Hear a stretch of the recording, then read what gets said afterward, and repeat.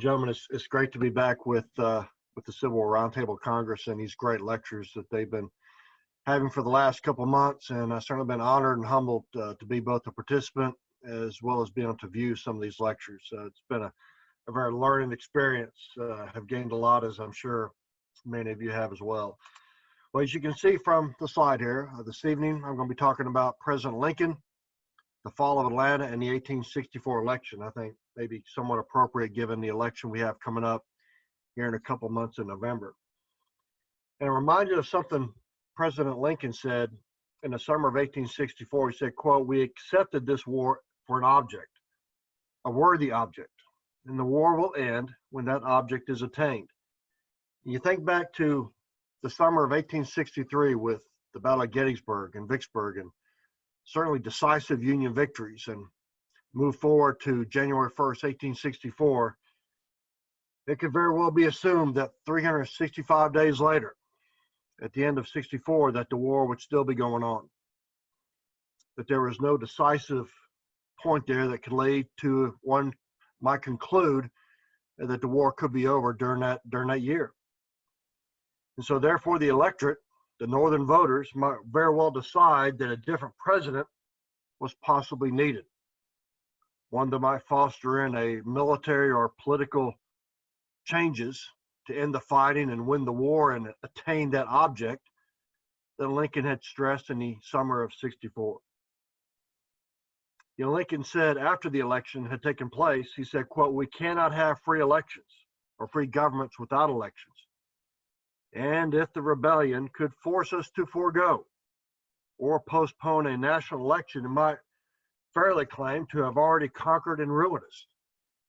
And I think about what President Trump said last couple of weeks about, delaying the elections, et cetera. And that just sort of reminded me of the comment that Lincoln said and the importance of holding the election regardless of what should happen.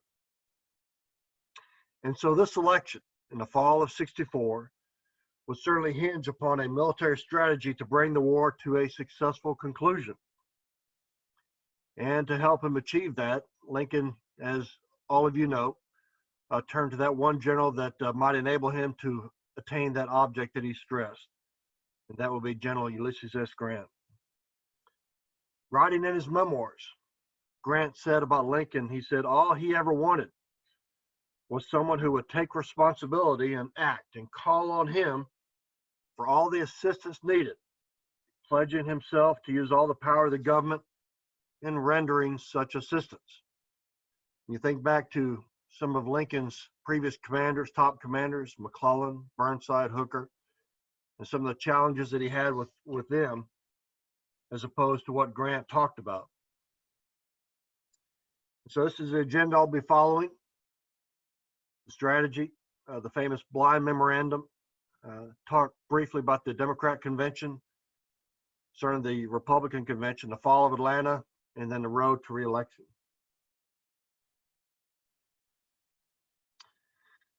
And so Grant is nominated for lieutenant general at the end of February 64. Lincoln quickly sends it to the Senate for confirmation. And as the story goes, as many of you have heard, Grant arrives in D.C. with his son Fred, goes to the hotel and wants to check in, but is not recognized by the receptionist, the front desk, the person at the front desk, because he is certainly a plainly spoken man, plainly dressed as well. But then once he writes his name, U.S. Grant, the atmosphere, the environment certainly changes. He recognizes that I have General Ulysses S. Grant in front of me, and given certainly the best accommodations. But when he goes to the reception at the White House, throngs of people there, he meets Lincoln for actually the first time. William Seward ushers him into the East Room, and as the story goes, Grant has to stand on a couch to make some brief remarks. Many hands are shaken, etc. Sherman, William Tecumseh Sherman, had wrote to Grant saying that, quote, "He is now Washington's legitimate successor." And as Grant assumed command as general-in-chief, Sherman also recommended that Grant not remain confined to the capital, but to keep his headquarters out into the field, which certainly Grant has agreed to. The historian Donald Stoker said, quote, Grant developed a plan for an offensive composed of multiple and simultaneously moving prongs intended to nullify the Confederate ability to use their interior lines to mass against an individual Union thrust. And so Grant's strategy was thus formed. In the South, in Alabama, you had Nathaniel Banks, who was to drive towards Mobile, incorporating combined arms operations with Admiral Farragut to use his fleet. Sort of reminiscent possibly of the Peninsula Campaign. You had Major General Benjamin Butler to land on the Virginia coast, then aim towards Richmond, cooperating with the Army of the Potomac. Sherman was to march against Atlanta to keep the enemy from shifting troops to Lee and vice versa. Sherman had replaced Grant in command of the Military Division of Mississippi, and McPherson would replace Sherman as commander of the Army of the Tennessee.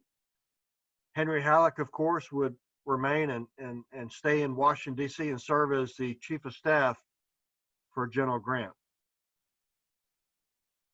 Albert Kestel, a historian author, said, in the case of the South, it sought to win by not losing, in the hope that the North, finding itself unable to win, would lose its will to continue. And he went on to say that the two places that the Confederacy could win by not losing was Virginia and Georgia. Certainly the key to the election. And you think about the previous summer in '63, and that's certainly something Lee recognized. The Northern will was beginning to deteriorate. That if he could latch onto that, exploit that to some way, that he possibly could, the Confederacy could possibly gain its full nationhood, its independence, etc. Grant's instructions to Sherman were pretty simple, very clear. His intent, quote, to break it up and to get into the interior of the enemy's country as far as you can, inflicting all the damage you can against their resources. And certainly Sherman was such the man, the general, to be able to carry out those orders. Sherman's opponent during this period that he was facing in the drive to Atlanta was Joseph Johnston's Army of Tennessee. And Atlanta had grown to a population of about 20,000 people. And according to Jefferson Davis, and sentiment shared by President Lincoln, I believe, that Atlanta was second only to Richmond in terms of a symbol of resistance and nationality. So we have Banks, we have Butler, we have Sherman, then we have Franz Sigel to conduct operations in the Shenandoah Valley. And of course, George Meade's Army of the Potomac to stay attached to Lee. Grant to Meade was simply wherever Lee goes, there you will go also. One of the more, I guess, famous or reputable biographies of Lincoln was done by David Donald. He provided another perspective on this grand strategy that Grant developed. He opined that Grant's initial plans were disruption simply of the railroad systems themselves in those areas that I talked about. That Grant, quote, would virtually force an evacuation of Virginia and indirectly East Tennessee. But Lincoln maintained it was a Confederate army. And so Grant unknowingly, as Donald talks about, adjusted his plans to that aim in end state.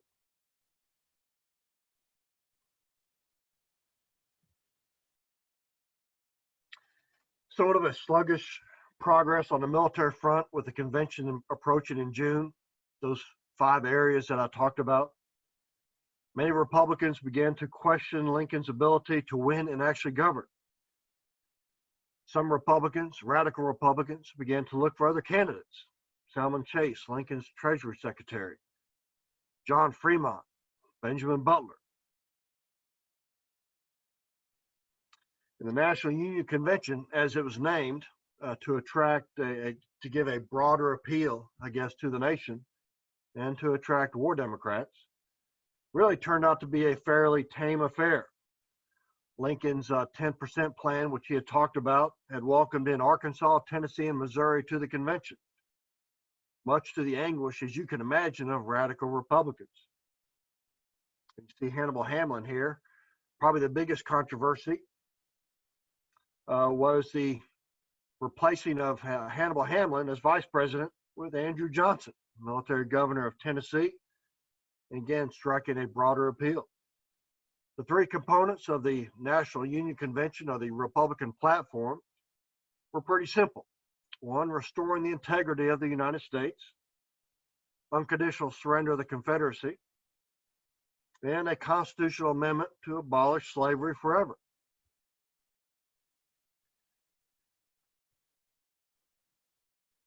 So as we look at these two maps side by side, on the left of the screen, you have the Wilderness Campaign, going from the Wilderness, Spotsylvania, North Anna, Cold Harbor. On the right side, you have Sherman's drive towards Atlanta. Dalton, Georgia is sort of, if you've been in the area, I-75 from Chattanooga down south to Atlanta, that's pretty much what you're following. Again, the National Union Convention, the Republican Convention, was June 7th and 8th. It took place in Baltimore, and you can sort of juxtapose that with when the convention was taking place with some of the key battles and campaigns that were occurring during this period.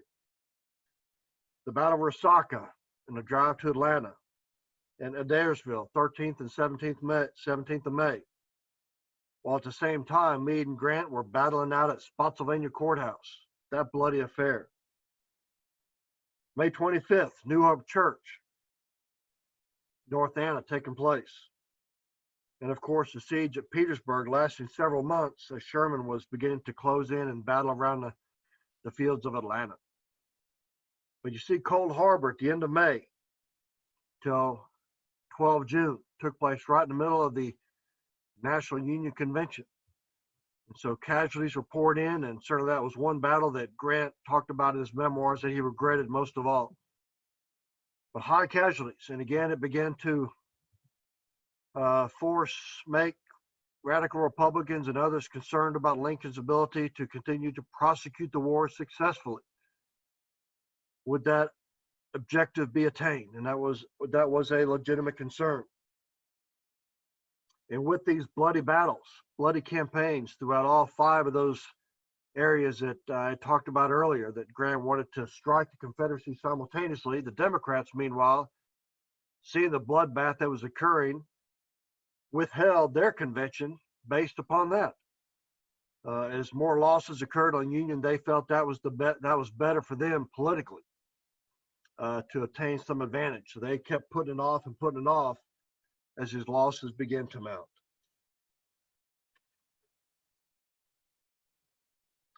And so Lincoln certainly had to contend with the radical Republicans. Thaddeus Stevens, for example, who questioned Lincoln's ability to adequately punish the traitors of the rebellion, the traitorous rebellion. And of course, you had the peace and war Democrats, the peace Democrats, the Copperheads. You see the picture of Plymouth Vladingham of Ohio, basically stop the war. Peace must be restored at almost any cost. And Lincoln knew and recognized that the people of the North was so weary of the war that it would be almost impossible to resume hostilities once arms were taken down. That was a concern. And of course, Lincoln was ever the storyteller.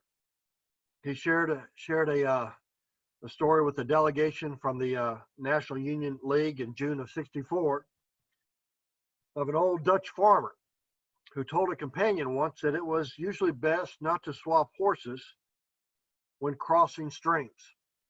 And he certainly applied that to the coming election. Hey, we're crossing the stream here. We're close to the end. We're getting there. We have a right strategy. So let's not change horses here until this thing is finished. I'm going to get into a little bit of the battles around Atlanta, but I know Michael Schaefer is going to give another excellent presentation for the Congress on the battles of Atlanta. And so I'm not going to go into much detail with that, just sort of a general overview.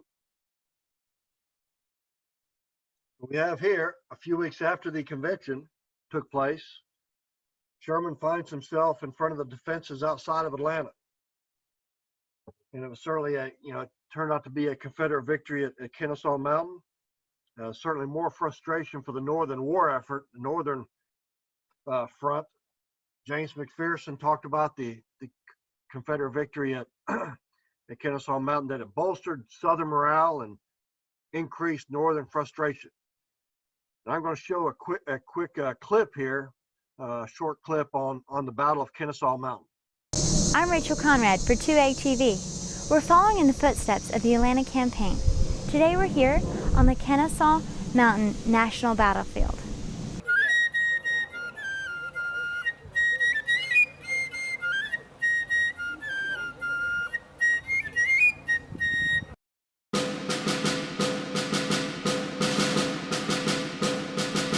Here on the slopes of Kennesaw Mountain, not far from the modern skyline of Atlanta, Georgia, 150,000 men fought one of the bloodiest battles of the Civil War's Atlanta campaign. Union Major General William T. Sherman pushed south from Chattanooga, Tennessee in May 1864.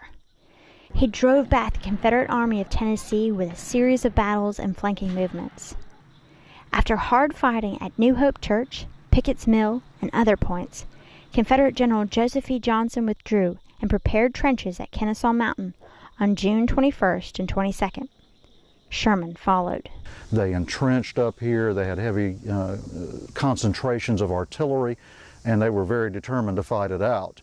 Southern Lieutenant General John Bell Hood started the severe fight by attacking part of the Union lines on June 22, 1864, but was driven back with a loss of 1,500 men. The Confederates dug in deeper, determined to make Sherman fight them on ground of their choosing. Sherman made one of the few major mistakes of the campaign here at Kennesaw Mountain. He sent Union troops in a direct assault across these open fields against these entrenched Confederate troops up on the ridges in the mountains. Union cannon began to bombard the Confederate trenches at 8 a.m. on June 27, 1864.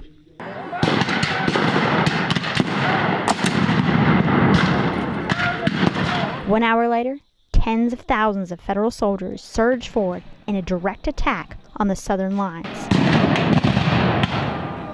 The Union Army demonstrated against Big Kennesaw Mountain, and 5,500 of Sherman's men tried to capture Pigeon Hill.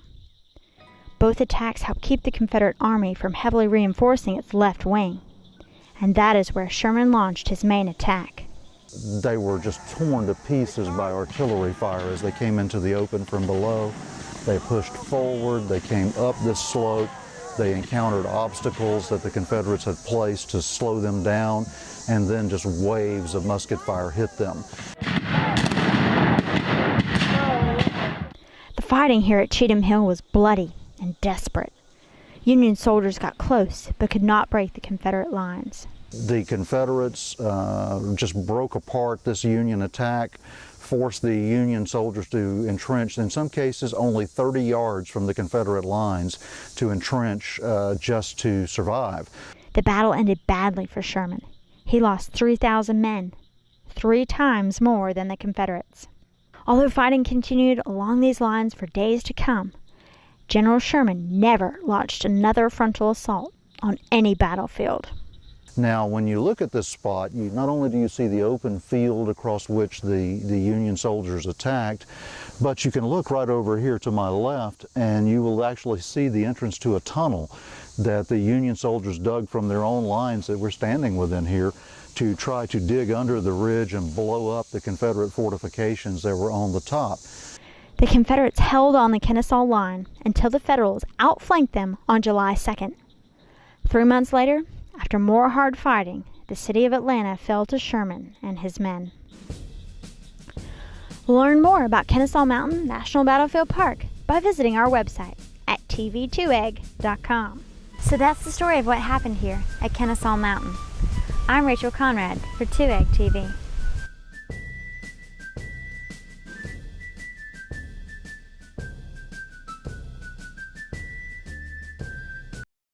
The loss at Kennesaw Mountain by Sherman, The newspaper, the Democrat-leaning New World, talked about who shall revive the withered hopes that bloomed at the opening of Grant's campaign.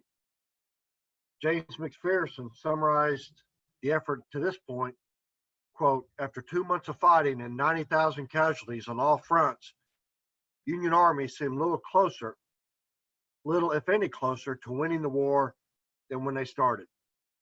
The operations of Sigel, Butler, and Banks really had not achieved much at all, and much could be said. You could almost say the same thing with Grant and Sherman as well, especially at this point. July 2nd, Johnston once again deployed further south, establishing a defensive line at the Chattahoochee River outside Atlanta. President Jefferson Davis had even considered assuming command himself of the army in the field. Johnston sends Davis a communique that the Georgia militia would be the ones to hold Atlanta for the next few days, and to Davis, that was the final straw to remove Johnston, which he did. He eventually replaces Johnston with the tenacious fighter John Bell Hood. Sherman meets with General Schofield. Schofield had knew Hood from their days at West Point and asked his opinion about Hood. Schofield said he would be aggressive, and certainly Sherman prepared accordingly.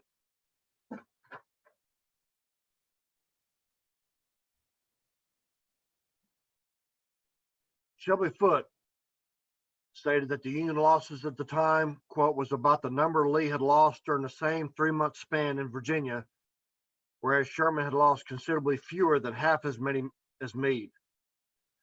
The radical Republicans were seriously considering holding another convention, and even Grant was approached as a possible candidate to replace Lincoln. Henry Raymond was chairman of the Republican National Committee and editor of the New York Times, and writes Lincoln on August 22nd, writing of his pessimism and doubt about Lincoln's reelection. There is a document in Lincoln's papers that I think is the most mysterious but also the most revealing in the whole canon of his writing. It's called the Blind Memorandum.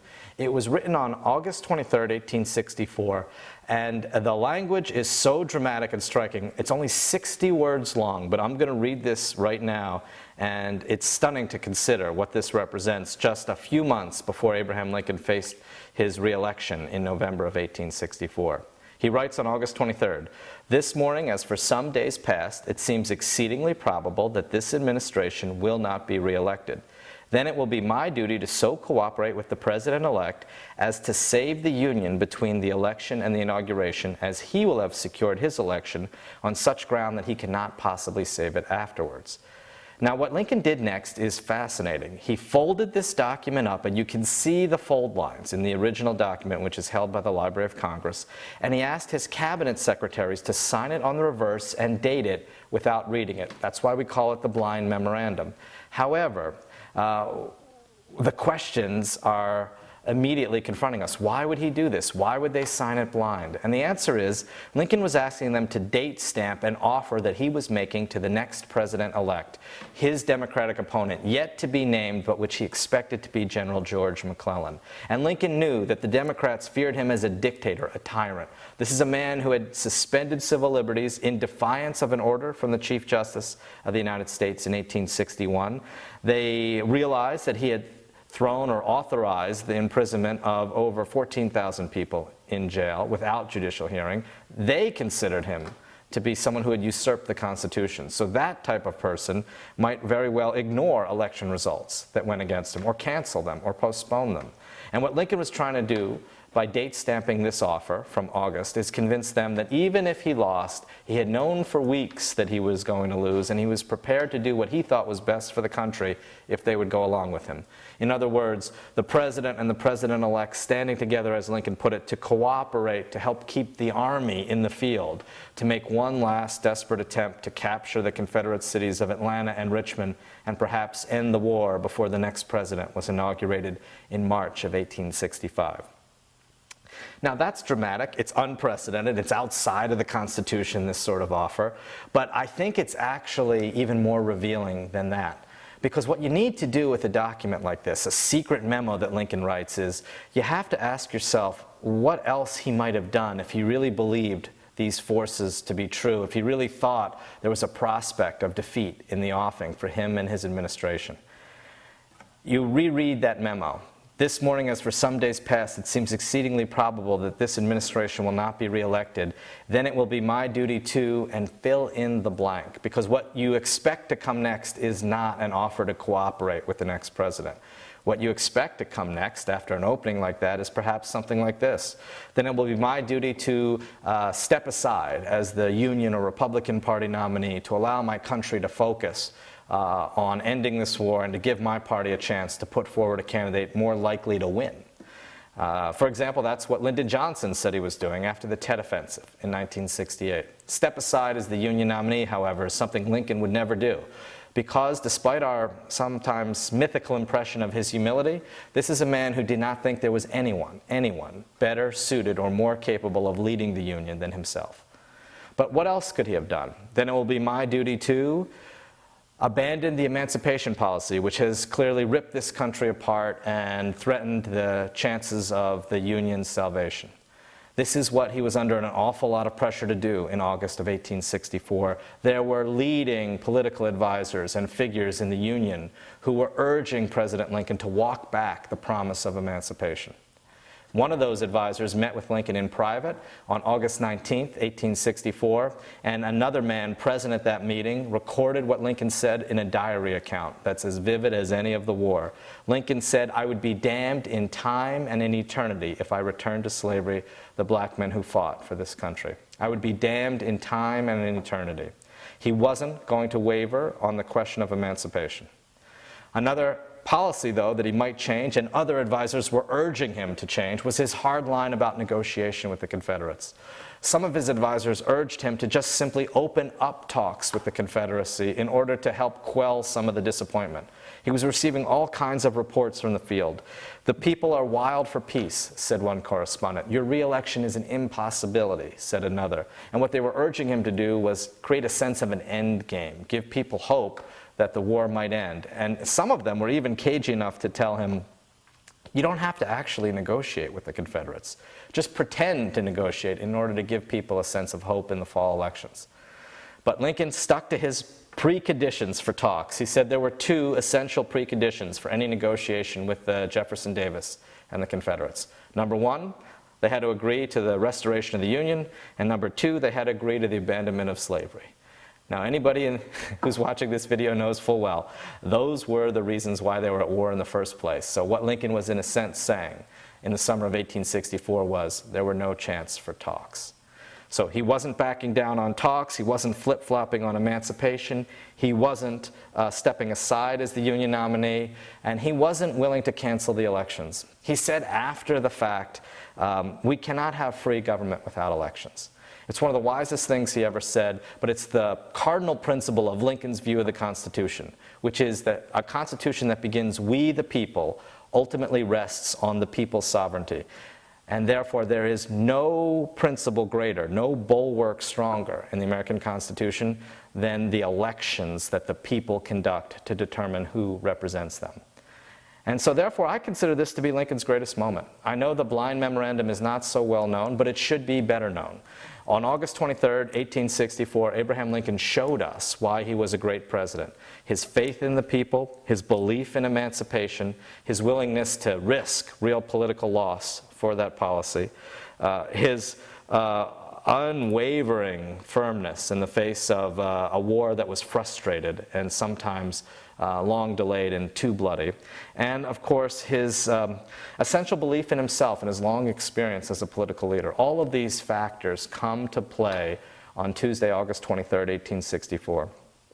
When Lincoln finally read this memorandum to his cabinet after his re-election, they were stunned. None of them could really believe what Lincoln had done. And in the years since, people have, I think, been mystified by what this document represents. But I hope that people will begin to see it as the best introduction to the reason why we celebrate Abraham Lincoln as our greatest president. So as they battle it out, once Hood took command, and just as Sherman sort of expected, Hood struck Sherman 3 times, but little to show for it. Roughly about 13,000 casualties. The Democrats had put their convention off long enough. They held at the end of August in Chicago. And to them, the convention pretty much they adopted what became known as a war failure plank. Quote, to immediate efforts for a cessation of hostilities with a view to an ultimate convention of the states. Clement Vallandigham, that peace Democrat, the Copperhead, they wrote the platform, and the War Democrats picked their candidate, George McClellan. You see there is his picture. The vice president nominee for the Democrats during the convention was Copperhead George Pendleton, and again failed to allow McClellan to shake the copper tinge of the party itself. As you see, Hood abandons the city of Atlanta on September 1st, and his message to the authorities in D.C. pretty simple and straightforward. Atlanta is ours and fairly won. Certainly with the taking of Mobile Bay by Admiral Farragut, the famous dam, the torpedoes in the August timeframe, William Seward wrote that the fall of Atlanta plus the victory at Mobile Bay had, quote, knocked the bottom out of the Chicago nomination. The Richmond Examiner wrote that the loss of Atlanta, quote, was a disaster at the very nick of time when a Union victory alone could save the party of Lincoln from irretrievable ruin. It will obscure the prospects of peace. But McClellan writes his acceptance letter about a week after the fall of Atlanta, and he mentions preserving the Union 9 times in that acceptance letter. The reactions were pretty well expected. The War Democrats were very much ecstatic because they certainly believed that the restoration of the Union was critical. But the Peace Democrats, the Copperheads, were aghast. They were disgusted. McClellan said he basically could not look any of his former soldiers in the eyes who had fought for the Union if they were to abandon that goal. And so we have the election map of 1864. There were some Confederate attempts to disrupt the election, break out Confederate prisoners in the North, use sympathetic newspapers to the Southern cause. But the plans fell through. The Union even had gunboats on both sides, key points along the East and Hudson rivers, along key sites just to maintain election security. 13 states authorized the acceptance of votes from soldiers and sailors outside their home by two ways, sending their votes to family members or trusted friends by which the voting could occur. So you see the use of absentee ballots, which certainly members of the military and many others use today. McClellan, aligning himself with the party of Vallandigham, was not favored by soldiers. He simply could not shake the platform adopted in Chicago. One soldier from the 150th Pennsylvania Infantry said, quote, "You will find no soldier who is fighting simply for the good of the country that will cast a vote for McClellan or Pendleton." One captain from the 87th Indiana said they had more respect for the rebels than they had the Copperheads. But during the election, 70% of former McClellan soldiers voted for Lincoln. In Pennsylvania alone, McClellan won only 3 counties out of 66 in that state. The second Wisconsin, of the famous Iron Brigade, had one soldier give McClellan 1 vote. And when asked why that was the case, they simply replied, so McClellan would know that we had not forgotten him.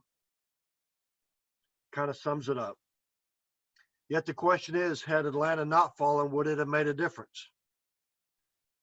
McClellan barely lost 7 states. He won 3 states, as you see on the map, Delaware, Kentucky, and New Jersey. and you add the ones of those 7 states, McClellan would have ended up with 123 electoral votes to Lincoln's 110.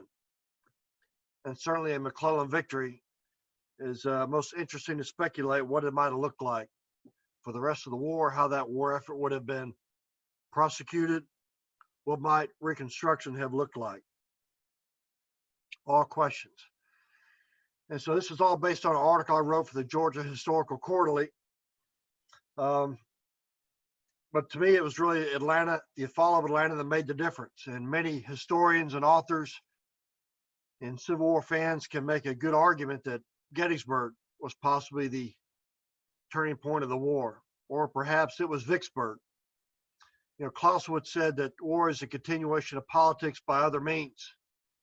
And what I've tried to share this evening is that from a military and a political standpoint, the fall of Atlanta was really critical to Lincoln's re-election. I think one author talked about how after Atlanta fell, it was like a light switch turned off in the North, where many were against Lincoln. Once that light switch was turned on, they began to see that the strategy Lincoln and Grant had adopted was actually starting to gain some favors, was actually starting to see some fruits of that labor and the bloodshed that was the summer of '64. So I thank you for your kind attention and look forward to your questions.